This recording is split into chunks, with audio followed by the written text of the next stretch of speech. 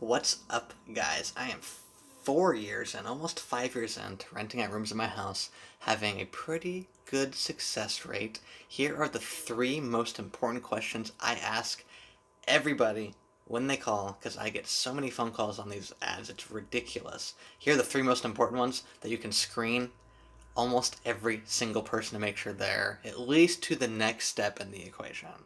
Here they are. What makes the world go round? Money. How do they make money? What type of job do they have? That's really important. Do they work a swing shift, a graveyard shift? If so, I don't know about that. Coming in at 3 o'clock, 4 o'clock, 5 o'clock in the morning, just coming in. I like to sleep personally. What type of job do they have?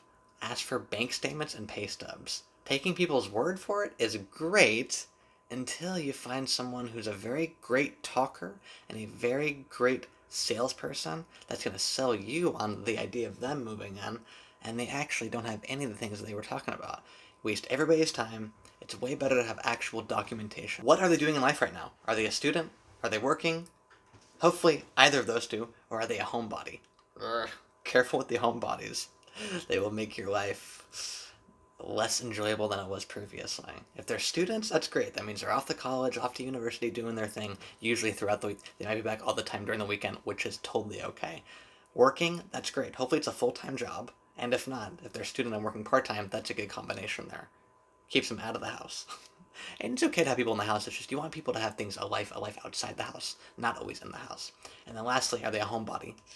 Are they on disability, social security, something where they don't have to work? It's really good for people to work. That's what I've realized. Even if it's a little bit of work, it's good for people to work. It's not good for people to sit at home all day watching television, anything, sitting on your bed, your chair, just letting your mind circle, circle, circle. It's good to go out and about. So if they don't have a job and are not studying, a homebody may not be the right decision. And then lastly, do they have anybody in the area that they know?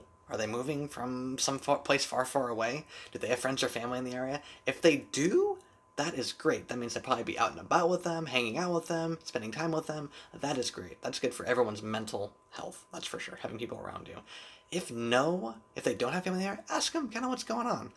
And if they are on bad terms with them, that is something that sometimes brings a red flag to me. If they can't keep a familiar relationship amicable, how are they going to keep a relationship amicable?